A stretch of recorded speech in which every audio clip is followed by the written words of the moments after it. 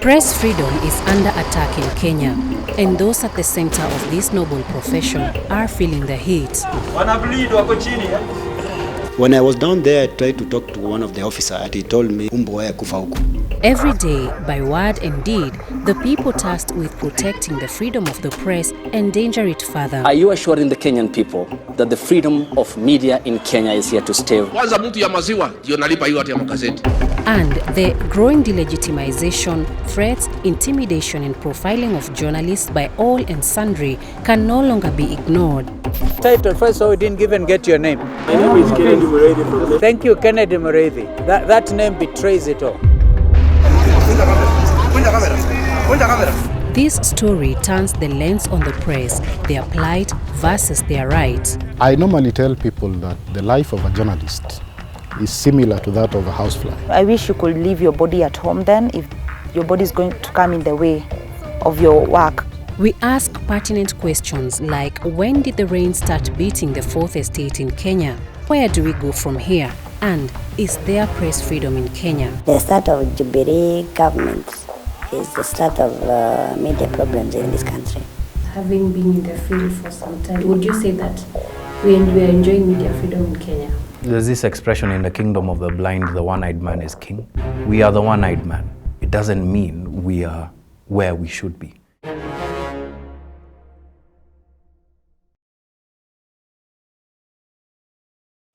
My name is Cynthia Gishiri. I've been a practicing journalist in Kenya for over a decade. This story is about how a once lucrative profession is slowly turning into a lackluster vocation, mercilessly devouring those who pour their sweat into it.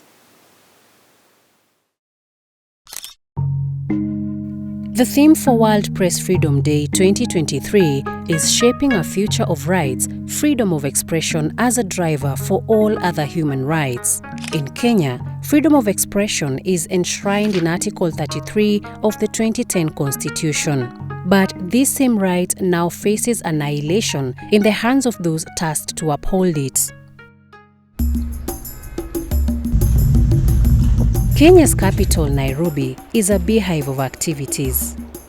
It is also the epicenter of the country's major political events. On March 20th, 2023, a mass protest was announced. This coincided with demonstrations in 4 other cities in Africa. Take note that on 20th March of 2023, we have a date with destiny in Nairobi. On that day, our supporters throughout the country shall stage a massive procession in Nairobi for a legitimate and inclusive government. Led by the opposition leader Raila Odinga, the protests aimed at advocating for, among other things, electoral reforms and reducing the high cost of living. Wapende wasipende, bei ya chakula mrudi chini, sio? Na saba ifunguliwe. As is their responsibility, journalists from local and international media houses took up their tools of trade to cover the protests. Basically, this demonstration is very usually peaceful when we are covering. Most of the time we find ourselves on top of the vehicle. The vehicle that we were on, it was for the opposition leader. This is where you get the vantage point. It's a very good place to get a good shot as a camera person. But as the protest progressed, little did they know that trouble lurked ahead. They found themselves sandwiched between the hard political stances, police brutality and chaos. The operation started from Mombasa Road towards Imara Daima. It was very peaceful, very calm. We passed like two police stations. Then the third police, which is called Quarry, it's where hell broke.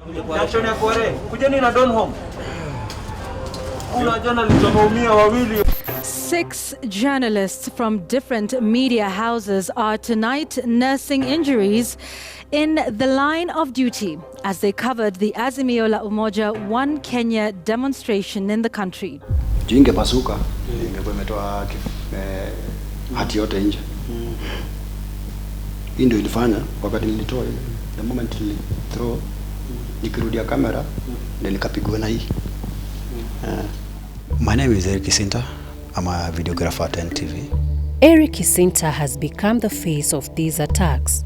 He bears scars and bad memories that he will probably never forget after he was hit by tear gas canisters. Sadly, this is when I came to notice later when I was now in the hospital. The driver, actually the moment the first vehicle turned, the police, the driver who was driving our vehicle, actually, even him, he just left the vehicle and went and ran away because of the magnitude of the tear gas that was thrown to the vehicle. They shot at us on top of the vehicle. That's where the first tear gas actually came straight to my stomach. That's when I got the second tear gas.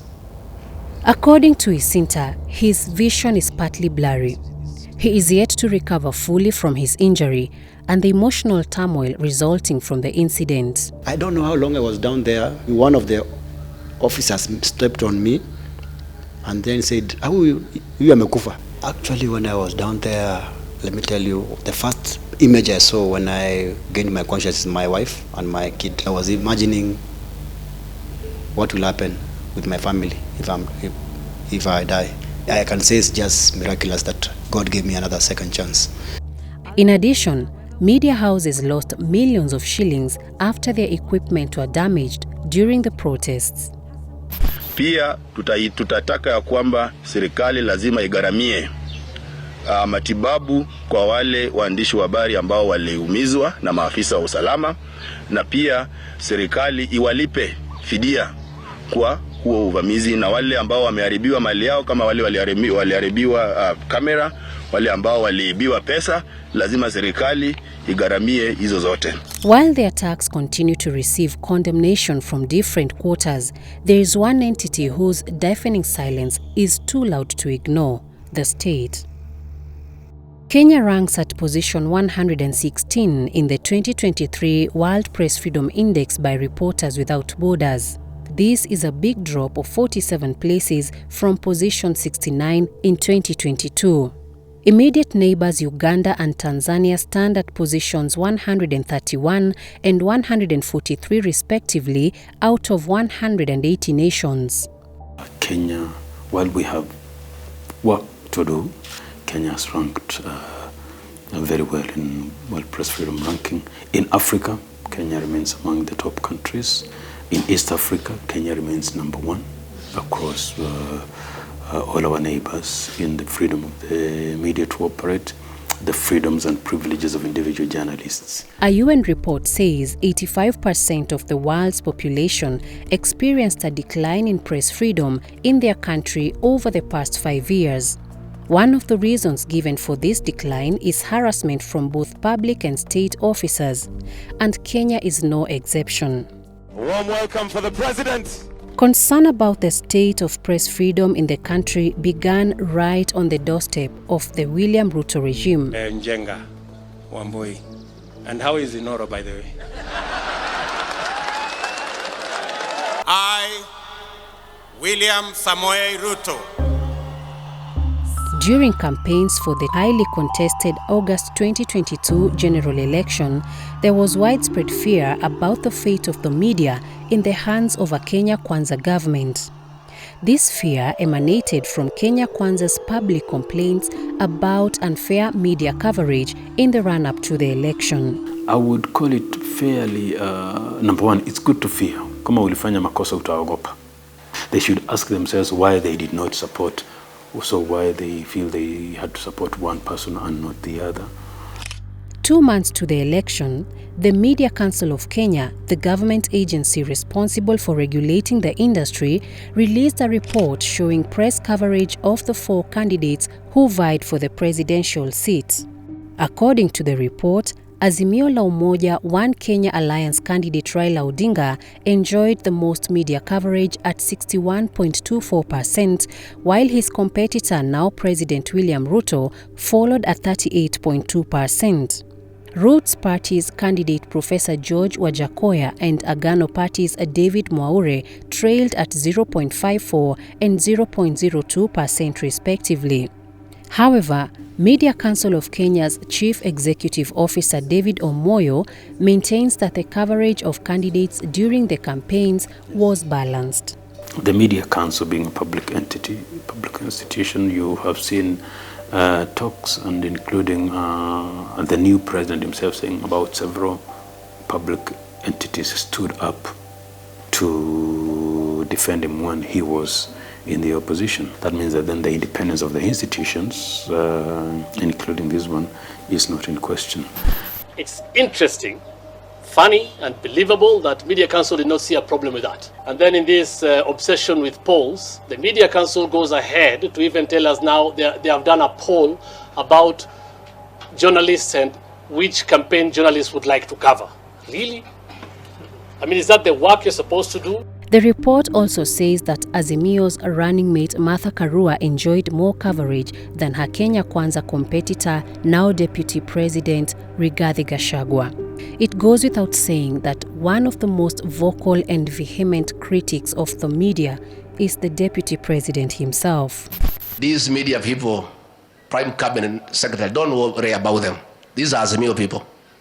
They are part of Azimio. So you should not be bothered about them. They joined Azimio to run fake opinion polls. They wrote headline after headline that William Ruto stands no chance. They are still in denial. But the delegitimization of the press did not start with the Kenya Kwanza regime. It dates back to previous governments. Think of the number of times, even at national level, in the past regime and past regimes, journalists were, and their work was insulted and demeaned. You know, when a former president commented that haya magazeti ni ya kufunga nyama, what does that mean? Yale ambayo tunasoma ni ya upuzi. Kwa hivyo vile nilisema ya kwamba gazeti ni ya kufunga nyama ni sawa. Tuendelee namna hiyo. Bas, sawa, tuendelee. This statement by former President Uhuru Kenyatta is still etched on the minds of many, particularly journalists. He made it before pulling out of a presidential debate in the run-up to the August 2017 election. Hapa kwa jimu mzae, nyama tunafunganga na gazeti. Kutoka president aseme nyama inafaa kufungwa na gazeti. Sufungia mtu nyama kulingana na ile headline iko. Na check. Sasa kama hii Daily Nation una headline mzae ukiangalia hivi nenda kufungia tumbavu nayo. This veteran journalist has asked that we protect his identity for fear of reprimand by his employer. He understands the history of press freedom in Kenya in the hands of different regimes. So Moi, because of the tight control that Moi put in on the media, he didn't have a lot of problems with media. I think at the point where Moi left power, he was still very much able to influence what would be reported about him as president and his government. And even politicians are right to his side.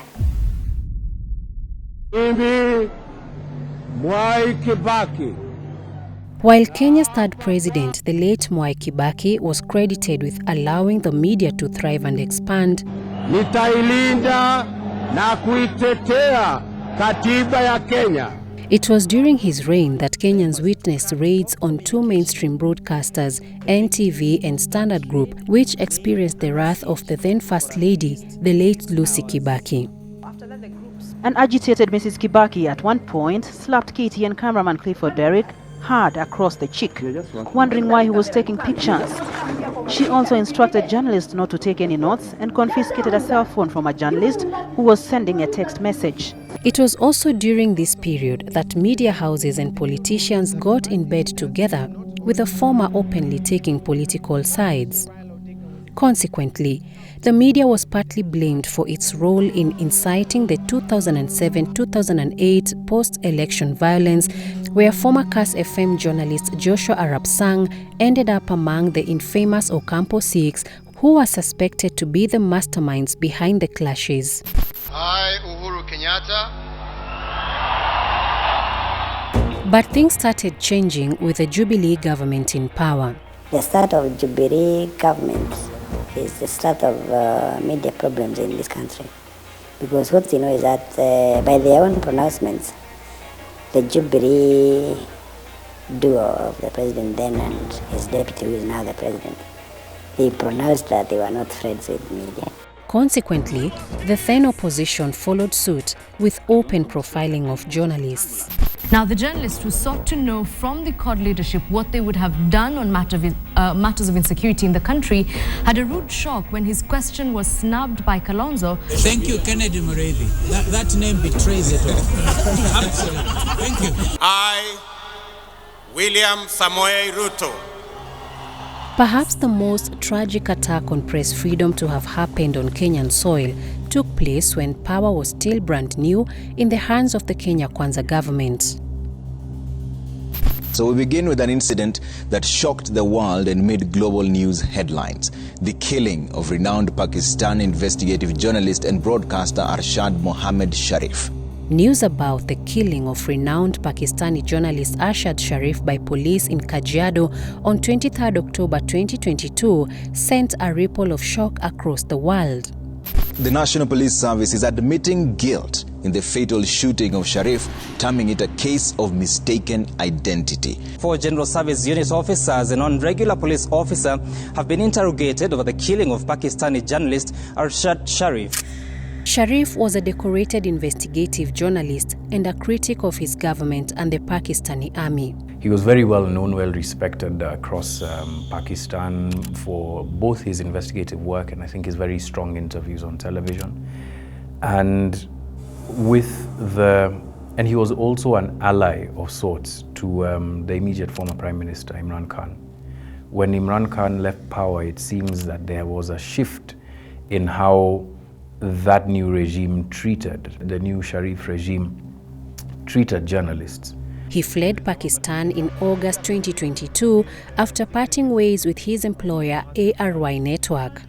He was also facing charges in relation to his criticism of the Pakistani government. There's been one rule for the elite, especially the elite that's connected to power, and another for everybody else. I think I'll leave it at that.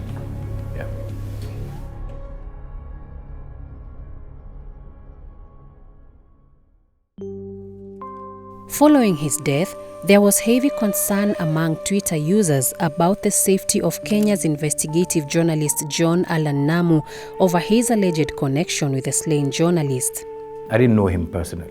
We had never met or worked with each other. But I think in the wake of his death and the fact that we were featured in the same documentary, there's been a lot of assumptions that have been made about my knowledge of Arshad, but also a lot of credible information that I've come across. Accounts were opened in the name of these low-level, low-wage employees who do not come into the tax net. Money used to be deposited in those accounts, and finally they used to land in the accounts of either Mr. Hamza Shehbaz Sharif, Mr. Suleiman Shehbaz Sharif, or Mr. Shehbaz Sharif himself. There were claims of threats to the late Sharif's life. With Pakistan ranking at position 157 out of 180 in the 2022 Press Freedom Index, it was only logical for him to run. His death in Kenya, which ranked better on the same index, is most appalling.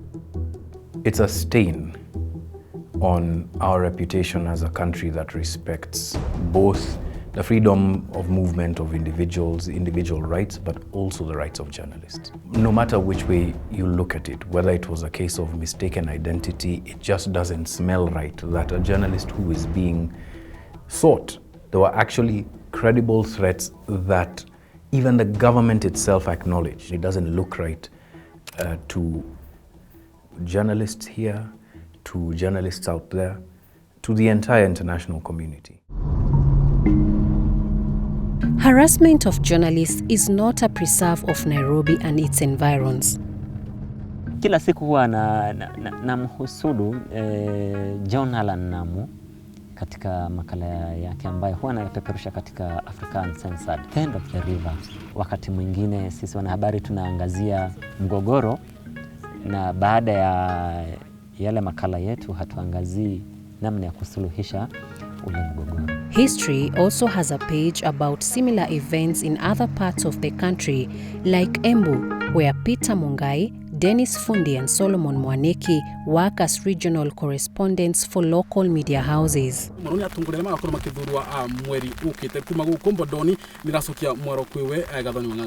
The afternoon is cold and windy at Mbondoni Village, Makima Ward.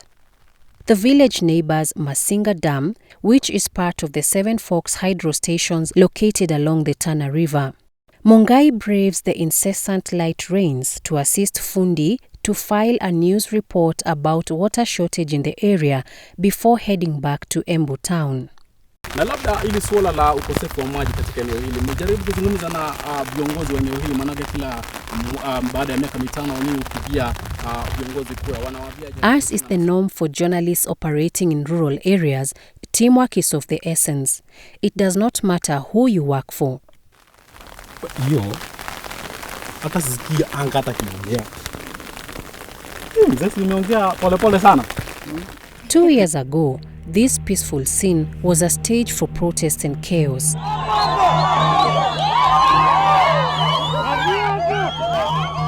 Mungai, Fundi and Mwaneki were among 7 journalists who went to Makema to cover the demonstrations. Kwa hivyo hiyo siku mimi nikajitayarisha na nikakuja huku. Mara ya kwanza hali ilikuwa sawa, kuna ubaya wote.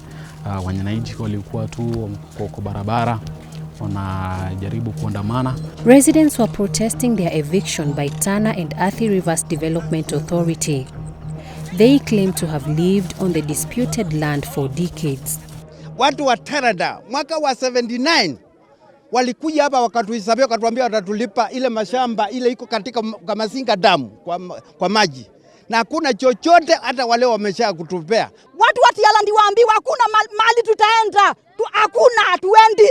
Tunajua serikali walikuwa wajua jambo hili litatendeka. Kwa nini hawakuja wakatahadharisha mwananchi kumwambia kwamba huyu jambo inatendeka na hivi ndio na utaratibu wake? Why are they ambushing us? There has been a long-standing conflict between residents of Makema and the authority over issues such as lack of access to piped water in the villages. But this protest was one of a kind. Who are you? Ndio nataka kujua watu wa media nani. Twende huko. Nataka kujua watu wa media nani. The journalists found themselves on the wrong side of the demonstrations after police officers pounced on them.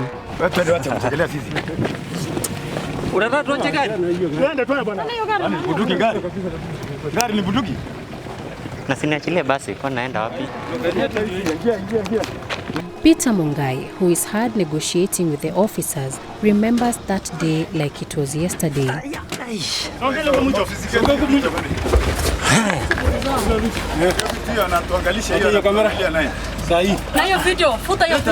Ilikuwa uchungu kupigwa, niliumizwa kichwa. Mpaka ilibidi siku iliyofuatia niende hospitalini ili niweze kufanywa scans kwenye kichwa, maana kilikuwa kinaniuma sana. Na hivyo ndivyo ilivyokuwa. The journalist spent almost 5 hours in police custody at the Matu police station, over 30 kilometers away. Solomon Mwaneki recounts losing his phone and a camera during the ordeal. Maafisa wa polisi walitupiga. Tulijaribu kuwauliza nini kinaendelea, sisi ni wanahabari. Hata kulikuwa na afisa mmoja hapo, senior officer, akamwambia sasa wewe na unatujua kunaendaje? Nakumbuka vizuri sana, it's a lady aliniambia that one doesn't matter for now. In most cases, offenses committed against journalists go unpunished. For these Embu-based correspondents, efforts to make the police accountable for their actions in the Makema protests hit a dead end. Tulikuwa tunazungushwa. tunaambiwa mara tuje katika eneo la Mbondoni, ndiko tulikochapiwa, hatukuchapiwa katika yale makao makuu ya eneo la Mbere ambayo iko Kiritiri. Tukija Mbondoni tunazungushwa, tunaambiwa wale waliotudhulumu, wale maafisa wa polisi hawakuwa wa eneo hili, twende Machakos kwa sababu tulivotiwa mbaroni hiyo siku tulipelekwa katika kituo cha polisi cha Matu. Like in similar cases, their ordeal caught the attention of the Media Council of Kenya, which released a statement condemning the attacks. The police are supposed to facilitate the work of journalists and guarantee their safety and security as they carry out this important function, mandated and protected by the Constitution of Kenya under Article 34. It is not a favor, it's a constitutional duty that the media is delivering. However, the council has been criticized by journalists for not putting much effort into helping them in their quest for justice. I find the Media Council to be more reactionary than proactive. Because after that incident, the Media Council, yes, they came, they released some statements, but from then, has there been anything else from the Media Council of Kenya? There has been nothing. So are they waiting for journalists to be harassed again so that they can swing into action? We have no power to arrest, neither do we have power to prosecute. I mean, I'm like the chairman of the National Commission on Human Rights. What can they do? Release a report and urge for action? And I squarely go back to blame the media. The media does not highlight stories when their own is attacked. A few months after the Makema incident, Embu was on the spotlight again. On 1st August 2021 in Kianjokoma sublocation, a family was thrown into mourning after their two sons, Benson Jiru and Emmanuel Mutura, were allegedly killed by police after they were arrested at the Kianjokoma shopping center. Irate residents, angered by the killings, took to their streets to protest against the police. But they also attacked the same journalists, where Solomon Mwaneki lost another set of equipment. The first one was and bought just a new phone. Sasa with technology, I wanted something that I can do my work fast. So the phone was around 40,000. Na camera ilikuwa 70,000. So I lost about 150,000 among other things. Hii ya pili pia nikapoteza simu na kamera. Unaona pia nimepoteza like 300,000 in 1 year. It leaves us in a dilemma. You do not know where you are safe. In the hands of government security apparatus, you are attacked. In the hands of the public, you are attacked. And the police do not take time to protect you from your attackers. So sometimes it becomes a little bit difficult being a journalist. But then there are stories that must be told. Mutugi Njue is the principal communication officer at the County Assembly of Embu.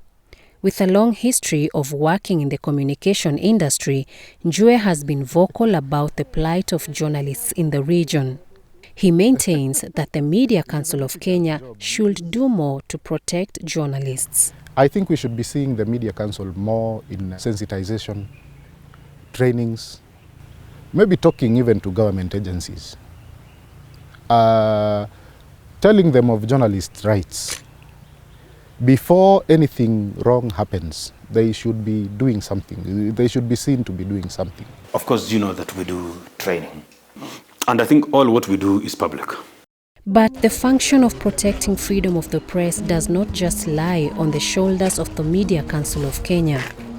When Kenya Union of Journalists was formed about 35 years ago, it envisioned itself securing, promoting and protecting the welfare, interests and rights of all journalists. Despite its existence, concern is rife about its failure to handle matters touching on cases of harassment against journalists. Eric Odwor is the Union Secretary General. This is something you can also find out. If you go to the DPP, we have got 75% of cases that are actually forwarded to DPP prosecution. They end up in out-of-court settlement. And I think that is worrying because sometimes we can't push as an organization. But you know, our justice system requires that there is a victim. So when a victim withdraws from the case, it leaves these cases actually collapse. So that is actually also another challenge. Odwor also decries a laxity of journalists following up cases with the judicial system, which results in miscarriage of justice. We've even had this discussion with the IG, and the IG says that your people are not cooperative at the investigations level, and that is where the cases do not take off. Because sometimes you can push for us as a union, we can try as much as to fight for the rights of journalism. But if we do not follow the simple procedures, then the case is lost. With over 3,000 accredited journalists in Kenya, only a third of these are members of the union. This means that about 2,000 journalists have no protective cover and no one to champion their rights. Yes, we are, as a union, are supposed to represent journalists. But if you're not a member, it becomes difficult for us to advocate for the rights and proper remuneration. Something happened like 20 years ago. Most media houses barred their editorial staff from joining unions. You are given a contract which puts you in a category of staff that is not unionizable. Besides physical harassment, the government has used soft censorship approaches to not only lessen criticism against it, but to also reward favorable coverage. This was done through the introduction of the government advertising agency by the previous regime. And to put it in context, if you picked my government, with that subscription, you picked one and looked at the adverts and counted the amount of business in that publication using the normal rates for media, you probably find that one has business of up to 32 million. But then now it's placed in newspapers and paid for as an insert. So what it means is that the government, which would have spent 32 million for advertising, it's spending probably 2 million. So it's saving 3 million, that 30 million. Now that's, if there is a blow, that's a big blow. This big blow translates to crippling of finances in media houses, forcing them to take austerity measures at the expense of journalists. Over the past 1 decade, hundreds of journalists have lost their jobs. There has never been any big loss of jobs, right, in the Uhuru presidency for the media, in the media. Because what has happened is that the media has weakened during his tenure. Meanwhile, many more continue to suffer salary cuts and delays at a time when the country is experiencing a declining economy coupled with high cost of living. The issue of government advertising agency and whether or not it is curtailing the freedoms of the media. And with the current government's attitude towards the media, nobody knows what the future holds. This again is an issue we can look at based on matters arising therefrom or incidental thereto. However, according to Omoyo, it's just not about government revenue. I wouldn't say that the media has a reason to worry. And number two, from where I sit, because we spend a lot of time looking at scenario building about the realities of media. I think that the media in Kenya, in Africa and across the world has many, many challenges, and one of them is not government. Specifically the media in Kenya, one of them is not government. The biggest challenge to media in Kenya is the shifting consumption patterns. It has dropped by more than 80%. While it may seem like the media's tribulations are mainly caused by external factors, the fourth estate has itself metamorphosized into an industrial monster that slowly and silently devours its own workers. With poor remuneration and unfair human resource policies, many journalists are on the brink of despair. I normally tell people that the life of a journalist is similar to that of a housefly. Because one time you are dining with the high and mighty, but then you know where you'll go back home. You live in squalor, but you spend time with the leaders of society. Another thing that we require is mentorship. We've realized that Judy Kaberia is one of Kenya's award-winning and prolific journalists. She is speaking at a reflection meeting for female journalists convened by Journalists for Human Rights, JHR. So again, even when you look at the pay gap between the women and the men, again, we see majority of those who are affected are the women. And we've had instances where a female journalist told us she was just given a microphone and a recorder, and then she was told, enda ujitafutie. A veteran in the industry and a champion for press freedom, Kaberia fully understands the challenges experienced by women journalists in the industry. This includes sexual harassment. I know the biggest challenge is sexual harassment in the media, and there are a lot of those cultural inclinations. Still you see, like the woman's place is still supposed to be in the kitchen. So because of all that, women are still suffering the same because of our culture. Sexual harassment in the newsrooms is widespread in Africa, where 1 in 2 women have been harassed either verbally or physically. A report by Women in News places Kenya at the top among 8 countries where this vice is rampant. They include Uganda, Tanzania, Rwanda, Zambia, Zimbabwe, Botswana, and Malawi. And I'll take you through the slides so that I don't talk so much from personal stories. So if we look at what is happening, 70% of women experienced more than one type of harassment, threat, or attack in the past. So if you look at 70%, just imagine 30% has not experienced. While it affects both men and women, the research by Women in News found women and gender non-conforming journalists are 3.5 times more likely to experience sexual harassment more than men. My name is Gathoni Kuria, and I'm a journalist by profession. Currently, I am a freelance journalist. I publish articles, mostly I write, and that is on technology and on business as well, but also current issues. You have the freedom, and you can achieve just anything you put your mind to. Becoming a freelance journalist was nowhere near Gathoni Kuria's career roadmap. However, it brings her peace of mind.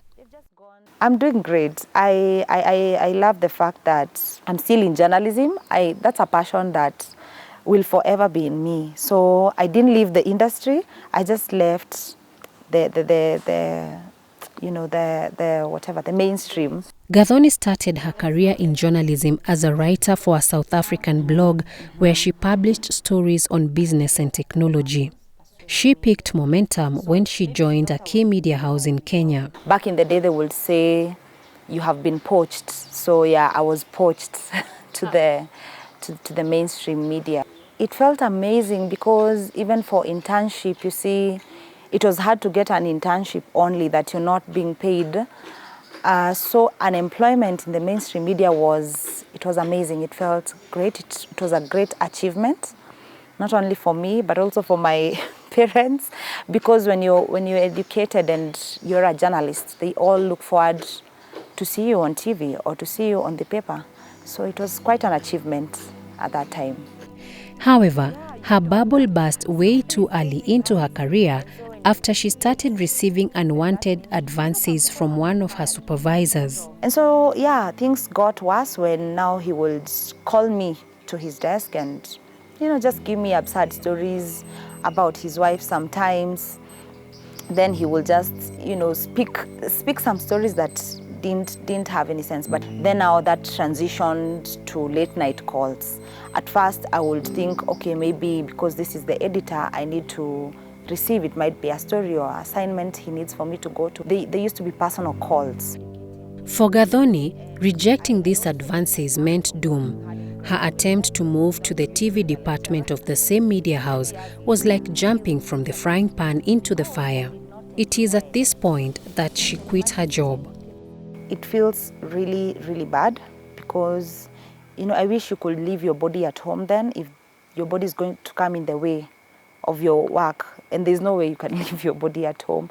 It feels bad because you have gotten there on merit. It's not a favor. It's a workplace, so you expect that professionalism is high. And it's a place where you're voicing other people being sexually harassed. It's a thing that, it's a tradition. I went to pitch a story, and this guy just looked at, he was just staring at my hips, and I'm speaking to him. And the other thing, he's just staring at my breast, and I'm speaking to him. While she now openly speaks about it, many women in newsrooms suffer in silence as this menace continues to rear its ugly head. One wonders why this retrogressive behavior is thriving in a country that boasts of being among the best in the region in terms of press freedom. I don't know. I think it's an issue of morality. I think we have ever dealt with one case where we thought it was general harassment in the workplace. But those are matters of the unions because, we set media standards and all that. The interrelationships and the political economy of an institution in a news department and all that is beyond our work. You need to show how at the end of the code of ethics is related to this. We go back to the theme for World Press Freedom Day 2023, which is shaping a future of rights, freedom of expression as a driver for all other human rights. Perhaps this is a call to all stakeholders in the industry to chart a clear way forward and help answer the question, is there a future for journalism in Kenya? Good journalism has a future, but it must be creative. Every Kenyan, every democracy, every country wants good journalism. But it must make sense. But this cannot be done without the support of the media houses, without the support of the entire industry, and also empowering the journalists to be able to stand up and say, I am going to court, I may not win this case, but I'm going to court to set a precedent that journalism is an important career, journalists have an important role to play, and it is important where a violation has occurred, there is punishment for the violators and the perpetrators. Meanwhile, layoffs, redundancies, restructuring, going digital, pay cuts and salary delays have become the most common terminologies in media houses today. By the time of this publication, our interviewee was rendered redundant in one of the leading media houses in Kenya. Others have gone without pay for months. People crack jokes, people will still live on, but the tension is almost palpable in the air. Now a freelance journalist, Gathoni Kuria is doing the best she can to thrive in her space, albeit without accomplishing some of her dreams. She also offers encouragement to young people through her YouTube channel. The Inspector General of Police, Japheth Koome, has apologized to the media over attacks during mass protests called by the Azimio la Umoja coalition. God forbid you are injured. So it may not be intentional, but it may happen when that tear gas canister is being thrown. The IG assuring journalists of their safety. Except for this apology by the Inspector General of Police for the attacks on journalists during the opposition's protest in March, Isinta's attackers are yet to be brought to book. I wish I could just find the guy and the police and say, hey, Mr. Officer, what wrong did I do to you? What can I do to him? I'm not God to judge him. The same applies to Embu-based correspondents Mungai, Fundi and Solomon, who have given up on seeking justice after their efforts seemed futile. Tumekuwa tukifuatilia, tunaambiwa the matter has been taken over by the inaitwa nini Police Oversight Authority. IPOA. Sasa unajua inafika mahali unasema sababu nimepata nyingine, wacha tu niendelee because huwezi shinda hapo. Sasa huku ni you earn as you work. You don't work, you don't earn. However, they vow to continue being a voice for the voiceless. But at what cost? Sasa tatizo liko hapo. Mimi kama mwanahabari napigania haki za watu wengine. Waelewa isipokuwa employer wangu na taasisi za kutetea haki za wanahabari, watu wengine zaidi ya hapo hawawezi nitetea. Waelewa Kwa hivyo nahisi kwamba to some level niko limited. On the flip side, we now know that the killing of Pakistani investigative journalist Arshad Sharif in Kenya was a planned assassination, according to a Pakistani investigator's report. As journalists across the globe are grappling with more threats, the law is being weaponized to criminalize and silence media practice. Records collected by media freedom organizations show that an alarming number of journalists are being imprisoned globally. A whopping 363 were jailed at the end of 2022. This is according to the Committee to Protect Journalists (CPJ), while Reporters Without Borders recorded about 533. In fact, the United Nations Educational, Scientific and Cultural Organization UNESCO warns that crimes against journalists have an enormous impact on the society as a whole as they prevent people from making informed decisions. I feel that the profession should be respected like any other profession. You cannot go harassing a medical doctor today. Some groups will come out guns blazing because they believe they're a noble profession.